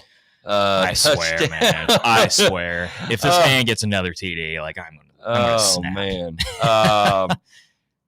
But anyways, looking at some of these games. Now, some interesting notes coming out of New York this week for the G-Men. They're 0-3. Brian Dable decides to turn the page and go with the rookie Jackson Dart, and everything that you've heard out of camp is that players are so jacked up. They really like the element he brings. If you've got arguably a top 5 wide receiver already in Malik Neighbors in the league, and it certainly could elevate his game, his targets, his ability to potentially get more targets down the field. So we'll see. So they play the Chargers. LA comes to town 3-0. I like LA to win the game. But that's going to have some interesting. Mario Hampton should have a really nice game on the ground. I would think the Giants are abysmal against the run. Yeah. Another interesting matchup, I feel like, because you can just skip Buffalo and New Orleans. I mean, literally, that is. But you know what? It would not surprise me. You see, New Orleans. I mean, they're 15.5-point dogs. I mean, it's crazy. There's nothing about that I would touch. I wouldn't touch. I wouldn't take the points. I wouldn't even tease it down 6 points and go, to 9.5. Now, does Buffalo win that game by 10, 99 times out of 100? Sure. But there's too much risk reward there. I wouldn't touch it. James Cook anytime touchdown, but Lord, it's minus 200. Yeah. So yeah, that one, the game that does interest me though, from a perspective, is no Jaden Daniels. So you get Marcus Mariota again on the road. Oh, by the way, he played a little bit in Atlanta. The Falcons need to win that game. They're sitting at 1-2. The Commanders are 2-1. I tell you, if Commanders come out of this 3-1 and have won 2 games without Jaden Daniels, phenomenal, man, because they're right there chasing the Eagles, obviously, who's everyone's favorite to win the division, even though no one has done that in like 20 years in the NFC East. But they're a 3 or 3.5 point favorite on the road in Tampa. And so that there's a lot of intrigue. There's a lot of interest in both of those games there. And stop me if there's anything you really like in any of those. Speaking of that Philly and Tampa, though, is it pretty much just an auto bet every week to just include Jalen on your anytime touchdown? I mean, it's like every week. Putting him and Saquon are like pretty much a safe bet. The one that I'm very intrigued about, and you might think I'm a little crazy with this, Cloney. Browns covering 10. I would be right there with you. They have an elite defense. Big time emotional win on Monday night by the. I agree. There's been a consistent trend. I don't know the exact stat, but I was hearing about it the other day. There's been a consistent trend of teams that win like a big time Monday night game. They always kind of fall short in that following Sunday, and you have to remind yourselves too. I mean, they traveled back. That was on the road. One less practice day, Cleveland had, and Cleveland's not too far of a journey to Detroit as opposed to Detroit to Baltimore. And so, the Browns have a very good defense. I will not touch the money line whatsoever. I mean, Browns are plus 410. Do with that what you will.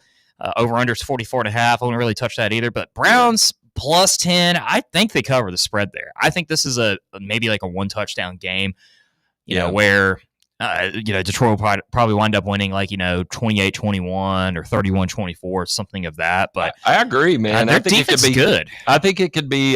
Here's what's interesting. According to Hard Rock Bet, they have posted, and this is probably coming through their services, through their app, the data they collect there, the most bet anytime touchdown scores for today. Are you ready for them? I'm here. You want to guess any in the top 5? I'll tell you 4 of the 5 are running backs. Okay. James Cook, Jahmyr Gibbs. Actually, I'm sorry. Well, you could say he's a running back. Jalen Hurts, Saquon Barkley, the lone wide receiver, the sun god, Amon-Ra St. Brown, for your Detroit Lions. So there you have it. Take that and do what you want. Hey, look, I think the late card has some really good games as well. I think Colts Rams seems a little intriguing. I think I agree. Obviously, the Philly Tampa Bay is huge. Yeah. Carolina New England doesn't really do anything for me. I think New England wins that game. Jacksonville, though, 405. Jacksonville against the depleted San Francisco. I mean, San Francisco, all-pro tight end out. It was one of my best bets 2 weeks ago, and he gets hurt after 2 receptions in the first quarter. And then, no quarterback there. You're playing Mac Jones. Then you lose Bosa for the year. Brutal loss there for San Francisco. Mm-hmm. Jacksonville and San Fran, though, that's an interesting matchup. Indianapolis and undefeated Indianapolis with Indiana Jones back there and playing the LA Rams. But the Baltimore, Kansas City, both 1-2. I think Baltimore finds a way to win. I don't know, man, what's going on with them. I'm not even putting it on Lamar. I think it's more on Harbaugh. Yeah. I mean, they've had a tough schedule in fairness, too. I mean, you're talking about starting off the season playing against, obviously Detroit, who made it to the NFC title game, and then playing at Buffalo as well. I mean, a very, very challenging schedule. But my biggest question, I guess, I have is, it's just, Kansas City just looks so off of it. They look bad. They look bad. I'll tell you, if you can get him, and I was able to snag him off the waiver wire a couple of weeks ago. If you can snag, I can't stand the guy. He's a horrible person.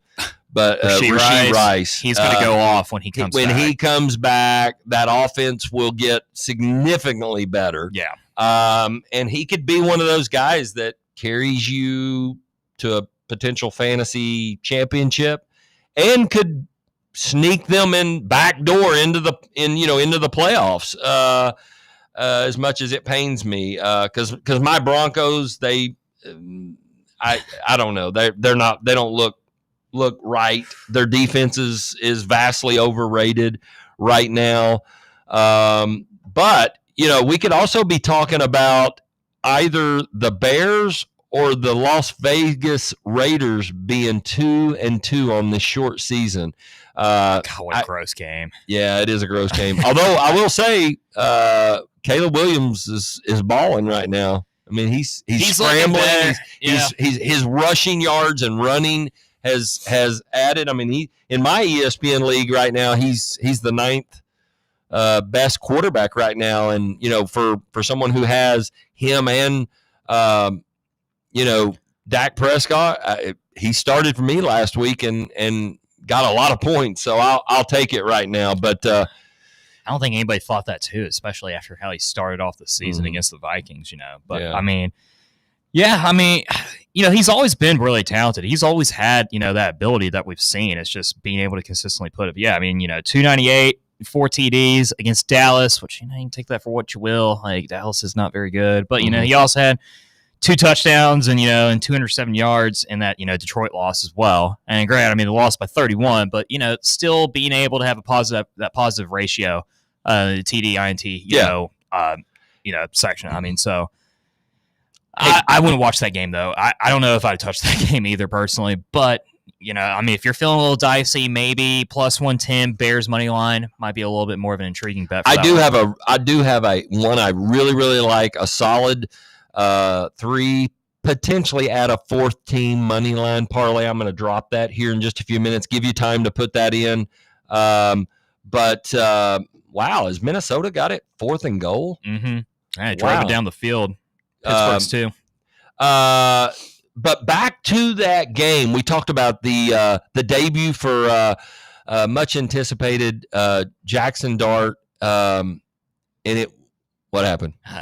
Freaking Carson Wentz threw a touchdown. He didn't even run the ball. Didn't even run the ball again. My goodness. But here's you a stat. Here is you a stat if you're looking for wagering, entertainment purposes, whatever. At MetLife Stadium, combined with Sean Hochuli, the son of Ed Hochuli, 7-0 to the under when he referees games at MetLife Stadium. Now, where are you going to get those? That is courtesy of Bet Lab Sports. So we'll see. I'll tell you another interesting trend this year that I like in that game. In fact, I would make it a must play. Is so far this year, Cameron Dicker for the Chargers has kicked in the 3 games. He's kicked 3, 2, and 3 field goals. You can get his over minus 1.5 field goals for this morning. It was $1.35. So that's a pretty solid play right there. I think on the road, Giants are going to be they're going to be jacked up for they're going to find the way to move the ball. Mm-hmm. But do they stall? It just takes 2 tries, and he gets you home there. So again, I'm not a huge kicker prop, but I do think he gets you there with 2 kicks, 2 field goals rather. Excuse me. So who was the touchdown throw to? I didn't catch it. Let me check. Another journeyman on from the bench. Wow, 24-21. Jalen Naylor. Jalen Naylor. One reception, 2 yards, and a TD. That sounds like of course. That sounds like so what we'll do here in just a moment, though, we'll take one final break, then we'll come back. But we were touching on some of those 4 o'clock games that, I feel like, especially from a fantasy perspective, I'm wondering when Brian Thomas Jr. is going to wake up. He's led the league, actually 3rd worst in drops so far. Another one that, don't have to remind you with the Titans and Calvin Ridley's had quite a few drops. So on the all Vising team so far. But I think the Rams win a close game. I think it's closer. I'll tell you a super play, a prop play that I really like. Obviously, if you've got Puka Nacua, he's a must start every week, regardless of the matchup. But the Indianapolis Colts secondary is even banged up. They've even had to, I think they promoted one of the guys off the practice squad. Listen, against Indianapolis, Troy Franklin, who's not Puka Nacua, not even close. I think he's got a fine future. But the rookie for the Broncos, but they run a ton of crossing routes. And with young wide receivers, you saw it last night in Georgia. Georgia does not do well with crossing routes. Tennessee showed a lot of that. I think the Rams and McVay will run those tirelessly. And I could see Puka Nacua with like 7-8 catches.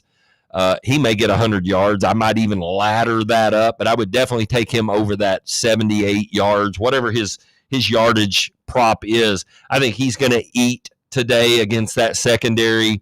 Again, I think it overall, though, I think it could be a pretty good game, pretty close game. If I'm, let's see, we talked about, you've got the return of Micah Parsons heading to Dallas tonight. No CeeDee Lamb. Let me just vent for a second. For someone who has CeeDee Lamb in 2 leagues, including my Dynasty League, what the hell are you thinking running him, like using him like a running back? I mean, he gets rolled up on. Dallas is incredibly, it is incredible to me. Like, okay, I understand, Jerry used to know football. He was pretty decent college football player, but come on, Jerry, you keep hiring these bums because you won't get out of the way. And it's pathetic. Dallas is going to Dallas. And if you have Javonte Williams, I would sell high as much as I could right now for get what you could for him, because this is clearly fool's gold. There's no threat there, vertical passing without him now. Yeah. I think teams will just lock in. If there's anything you can take from this tonight, I would absolutely buy shares of Jalen Tolbert and his 2.5 receptions tonight. I think he gets that clearly. I think he'll eat he'll get a lot more targets now without CD.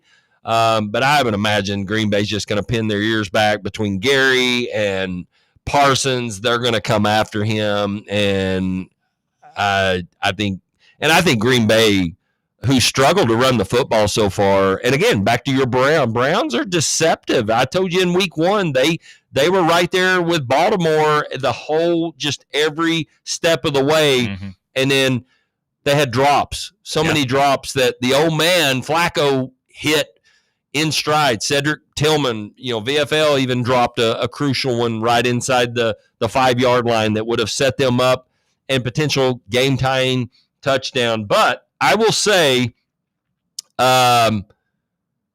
Green Bay and Dallas right there, I would say big game in through the air tonight with the quarterback and the passing game there of Jordan Love. But although I will say primetime games, it's hard not to include Josh Jacobs on an anytime touchdown. He has a nose for the end zone. Thursday night, we told you that was hot garbage. Seattle, I mean, that was easy money though, money line. Seattle against Arizona. The midget just does not seem to, he's not very good at home too. When Arizona, and they're pretty solid on the road, but crazy enough, he's just not been very good at home. You talked about it. I know, much anticipated game tomorrow night, 7:15, New York Jets and Miami. Dolphins. I mean, I don't know, Is man. there anything? I wouldn't even. I don't think there's a single thing I would even touch about that game. Honestly, I don't even know. I mean, maybe the under. I don't even. I have zero rooting interest. I don't even think I have a player involved in that. Thank goodness. Just horrendous. I mean, maybe you tune in for the Manning cast, and I mean, if they're ever going to have an A-lister on there, like, someone, you're going to have a true A-lister, someone who's going to, move the needle and drive some ratings there, because that is a complete snooze fest. Mm-hmm. But anyways, what is the latest on the 24-21? Looks like Pittsburgh at the 2-minute warning, 3rd and 1 now. They have it at the Minnesota 40. So, nothing much really going on there. I needed on a parlay. I needed Jonnu Smith for 15 yards, and he's you can't find him on a milk carton. He had 2 catches in the first quarter for 6 yards, and since then, nothing. If he could just get me a 9-yard catch and the game stay like it is, I would hit a parlay. But oh well, that's what you get for putting Jonnu Smith, even for 15 yards, which is crazy. Yeah. But you're degenerate when you're playing Jonnu Smith. Let's go ahead and get our final break. We'll get one more break, and then we'll come back. I do have a money line parlay that I really like today. I might even throw in a couple. Again, I told you Puka Nacua. I would say even like a 50-50-50. I've got 3 players that I feel like can get you 50 yards via the air or on the ground. You could play that. Again, minute 52 left, 3rd and 1, crucial 3rd down on the Minnesota 40.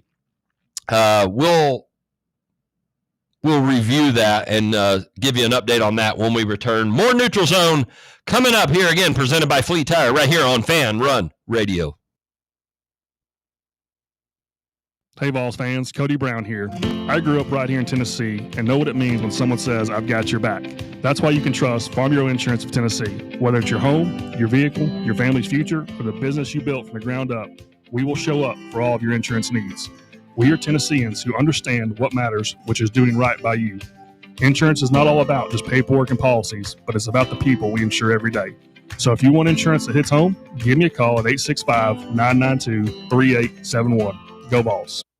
Running a business, coaching a team, planning your next big event, you need more than just gear. You need SM Athletics and Logo Solutions. Custom uniforms, branded apparel, promotional products, done right, done fast, and built to show off your brand with pride.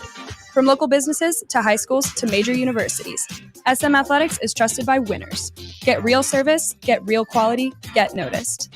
SM Athletics and Logo Solutions, where your brand comes to life.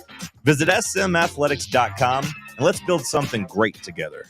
Hey, Pack Rat. Yeah, you. Are you moving cross-country and you just don't know who to call? Call us right now. Listen, you've probably seen one of our containers in your neighborhood, but did you know that we can help you move anywhere in the United States? It's real simple. We'll drop a container off at the location you tell us to bring it to. You pack up your valuable possessions at your leisure. They stay safe right in your home. And when you're ready, call us. We'll come and pick up the container and give you a scheduled date of when your furniture and the other possessions will be at your new home. So if you're moving across country or across town, be a Pack Rat. Join the Pack Rat family. Call Pack Rat right now for your free quote. See y'all later, Pack Rats. Call 800-965-1298.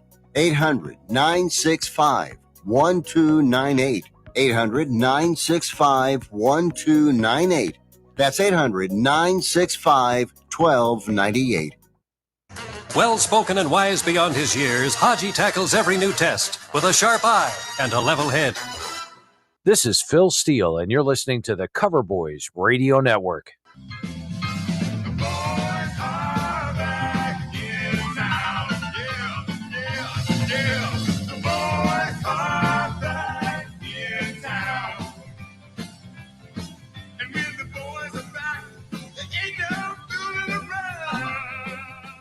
Hello and welcome to the Cover Boys. It's Ali Haji Sheik out here in the desert. Stats is on assignment and parts unknown.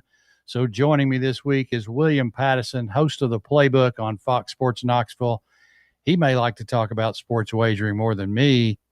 Life never stops moving, and between the 30-minute commutes, daycare pickups, weekly soccer practice, Tuesday night yoga, X number of coffee runs, and that weekend trip to grandma's, you're racking up the miles. What you need is a tire that can keep up, a tire designed for doers, a tire that's going to last, like the exceptionally long-lasting Michelin Defender tire. With an 80,000-mile warranty and the safety and comfort you expect, you can forget all about the miles ahead and focus on getting to your destination or conquering your to-do list. Fleet Tire, I-275 exit 1B at East Woodland Avenue in Knoxville. That's Fleet Tire, I-275 exit 1B at East Woodland Avenue in Knoxville. Fleet Tire.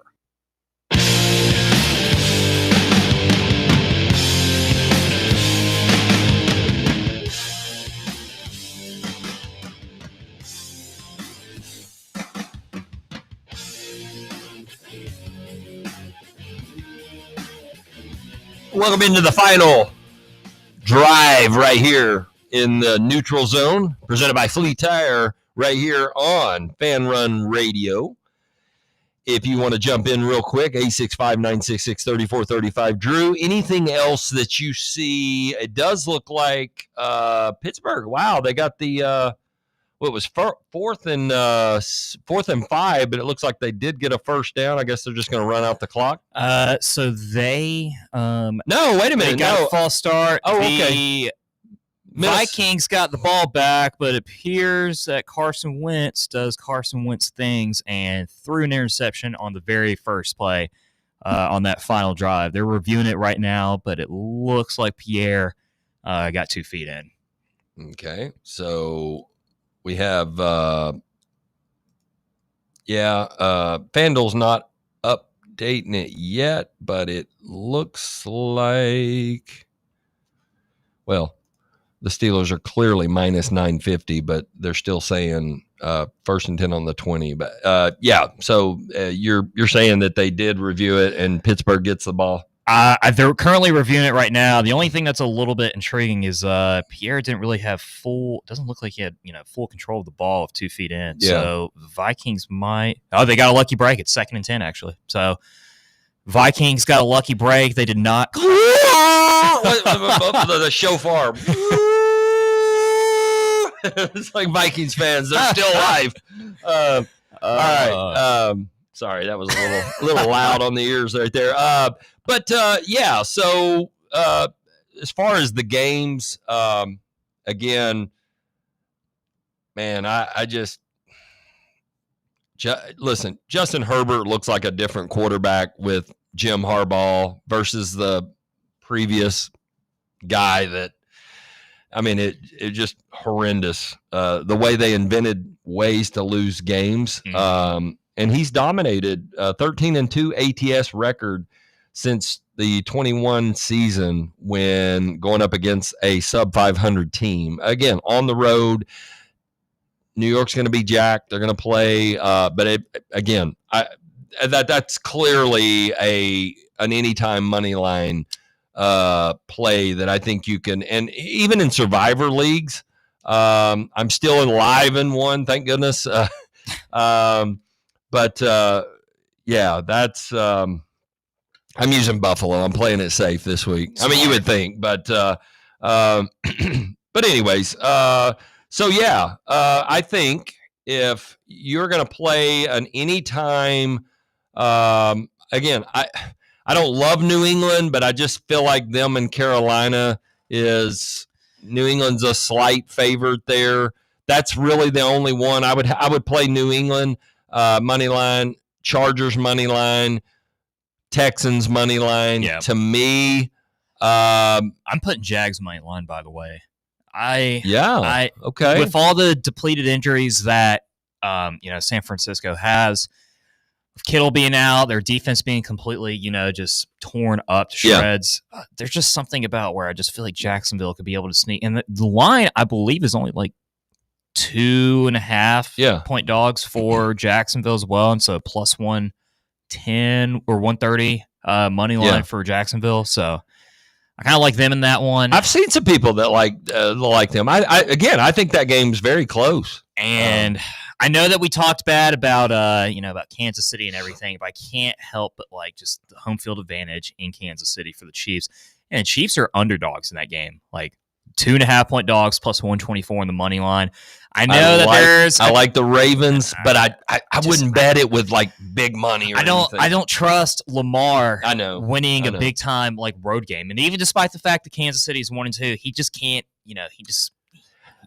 He can't do it. Yeah. Hey, real quick note. Sorry to interrupt you, but College Game Day just announced Week 6. They're heading to Tuscaloosa for Vanderbilt. To me, really FSU and Miami. Why not that? I think probably because the fact that Florida State lost as 8-point favorites on the road versus Virginia.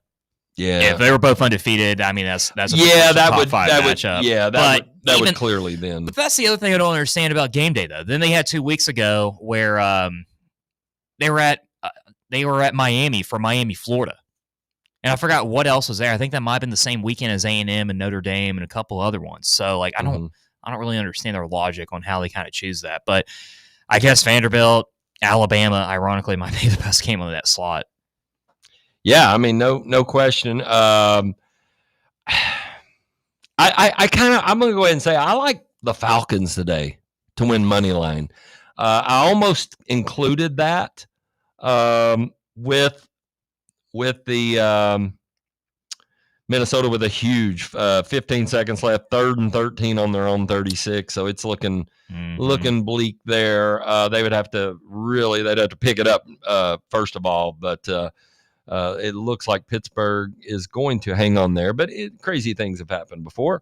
But I will say you could put New England money line, Chargers, which I really like, Houston, which I really like, even though I don't think they're a juggernaut by any stretch. And I'm torn between. I just feel like the Eagles have it rolling right now, and without Mike Evans. Listen, Egbuka has been a stud, and right now he unless Jackson Dart just sets the league on fire and Cam Ward, because it's typically a offensive rookie of the year as a quarterback. Egbuka right now, he could be the rookie of the year. But if you put Eagles money line with that and Falcons, all of a sudden you've got 5 legs right there. You've got to put New England, the Chargers, the Texans, the Eagles, and the Falcons for a robust plus 492. I think it's worth a small sprinkle. Yeah, I could see that. So we'll see. But as far as anytime touchdowns, again, I don't know how you don't include Jalen Hurts on one. I think it's a Bijan Robinson day. I think he's going to find the end zone. Nico Collins. Listen, the Titans are a pass tunnel. A passing funnel right now, because literally it's like they're top 3 in the league, and I don't think Janarius Sneed is even close to what he's been mouthing this week with Nico Collins. So surprisingly, I think if Houston can find a little bit of success on the ground, maybe it's with Woody Marks, who brings a little bit more burst than Chubb. But it'll be interesting. When you got Jeffrey Simmons in the middle, he's clearly one of the best interior defensive linemen and can disrupt. Their offensive line is atrocious. So if there is an area that Tennessee can maybe exploit them a little bit, is create some turnovers, get in his face a little bit. But all in all, man, I think the Texans, I think even the Lions money line, but something about that game, I'm with you. I think it could be close. Eagles, I would lean slightly to the Rams, but I wouldn't put money on it. I'm not touching it either.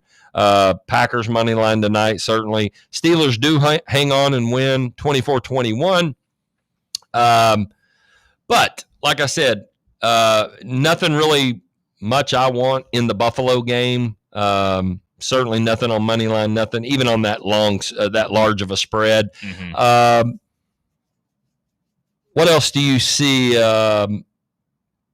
with the NFL today. Your thoughts on that Philly Tampa Bay with no Mike Evans? That could clearly be maybe the difference there. Can Tampa slow Philly's offense down enough? I don't know if they'll stay be in able that to. game. Yeah, I don't know if they'll be able to slow down Philly's offense enough. But another bet that might be intriguing is that, from what I've heard, and you can tell me otherwise if this is wrong, but apparently Chris Godwin is supposed to be back. Yeah, today. he is today. Yep. He's plus 340 for anytime touchdown on DraftKings. Yeah. And obviously Bucky Irving's plus 110, and that's probably going to be He has not scored yet this year, which is hard to believe. I feel like he's worth putting on a ticket, no doubt. For me though, it's just I think if I'm going to throw money on odds or anything above plus 250, I feel like Chris Godwin at plus 340. It's incredible value. Yeah. So incredible value. Absolutely. I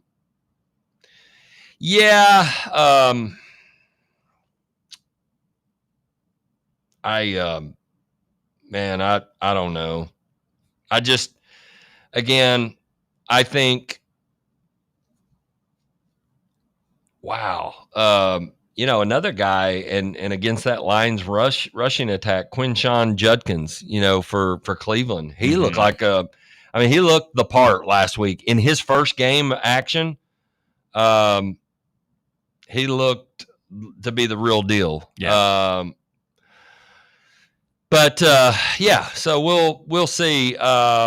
Again, anytime touchdown. I kind of like Devontae Adams today. Yeah. I don't want to touch any Saints, but if I were to, it might be Chris Olave. Mhm. It's, and again, that could be garbage time. They're going to be throwing so much. I had a buddy of mine who he plays a lot of these anytime touchdown, and he's really high on Darnell Mooney to get one today. That's another one that's plus 310. Hey, we love the plus 310s on the anytime touchdowns. So, but again, I would say on that again, just to recap, I'll say a 5-leg. You know what? New England kind of scares me a little bit. But even if you take them off, and you're still getting plus 325. These are all 1 o'clock. You're sitting there at 1 o'clock and you've got money right there. If you use your FanDuel 50%, you're getting it at plus 488. But otherwise, plus 325 for Chargers money line, Texans money line, Eagles money line in a big matchup against Tampa, and Atlanta. I think they get it done. They get to 2-2 today. Although I've not been really impressed with Penix Jr. He's really struggled. Yeah. Out of the gate. Yeah. That's now adjusted now, plus 319. So someone's listening. FanDuel is adjusting their lines. But we got a few minutes left in the show. Anything else in the NFL that has surprised you, or anything that it's an off week for Tennessee, so get healthy is of the utmost importance. But anything else, Drew, that you see that we really need to pay attention to this week? A huge game down in the state of Florida, obviously. Vanderbilt traveling to Tuscaloosa could be closer than some think. Anything that stands out to you, Drew? I mean, the few obvious interesting matchups that we got next weekend. Obviously Miami at Tallahassee and Florida State. That could be. Miami's had a tendency of struggling, at Florida State. First road game for the year for them too. Another one that's a little bit interesting that, obviously a lot of people are not talking about, Texas at Florida next Saturday, 3:30 kickoff in the Swamp. I think Texas wins that game, but I would not, with a 10-foot pole, have them cover. Yeah. And I think they're going to be, from what I have seen, I think they're going to be around about a 10-point favorite, which seems pretty crazy. Yeah. Another one's a little bit intriguing too. I mean, talking about, Big 12 action, both undefeated, Texas Tech at Houston, that is a good matchup. Houston has old former Texas A&M quarterback Connor Weigman as their QB now, and they've been playing pretty solid football. And I gotta add the generational hate watch that I'll be tuning into at 3:30. Penn State at UCLA. Man, it is going to be awesome watching Nico get clobbered as he has every single Saturday. And what is their record? They're 0-4. They lost to Northwestern yesterday. So I'm looking at UCLA's schedule right now, and I'm going to be honest with you. There is a very high chance that they may go 0-12 this year. They got Penn State. And then after that, they go on the road at Michigan State, who's 3-1. Then they have Maryland, who's 4-0, come to town in Pasadena. Then Nebraska, at Ohio State, at Indiana, Washington, and then in the season at USC. There is a high chance that they may go winless this year. That is, which I mean, that's unbelievable. We have to be thankful, Cloney. We have to be thankful that Nico's dad has a room temperature IQ for being so ridiculous on trying to demand $6 million for his son to stay here. Yeah. And we wound up getting the biggest upgrade I think we've ever seen in the last couple of years in the portal that any team has seen in college football. Because I'll be honest with you, if we had Nico yesterday at quarterback at Mississippi State, I think we lose that game by 2 touchdowns. Oh, 100%. Just the way he could not read, he could not process stuff quickly. And even though their defense wasn't like a juggernaut or anything like that, throwing anything at us that we didn't, they still get after the quarterback, and Aguilar picks things up really well. Yep. He needs to fine tune the touch a little bit, especially across the middle of the field, because I love the element that Kisselman brings us. I love having that in the middle of the field. It opens so much up for the rest of the offense, especially outside, especially to the backs if you're throwing to him. I want to see more Star Thomas. He's got to get better in pass pro, though, and there's a reason why. And even Lewis Payton getting, those guys, him and Bishop are much better in pass pro to this point. So we got to get Star Thomas there, because he could be the second half of the season. Yeah. He could be a really nice weapon for us down the stretch. I think at least the advantage that Star Thomas has over Peyton Lewis is just the fact that he's able to find the holes a little bit better in the run plays. And I don't know, man. I watched Peyton Lewis yesterday, and that was a rough game for him. The pass protection was abysmal. Star Thomas wasn't much better, but my gosh, I know when you can't block and you can't find the open, the open holes too in those run plays. Because the offensive line is doing their job. It's just, the running backs got to do a little bit better. But yeah, there's my only thing is too. It's just I agree that Aguilar definitely needs to fine tune a little bit some of his touches. But the truth be told, all but one of the interceptions that we had, he had 2 against Georgia where 50-50 ball, wide out, probably should have gotten away with, and the other one was into double coverage. But man, both of those picks that he had yesterday hit the receiver's hands, hit Kitzelman's hands.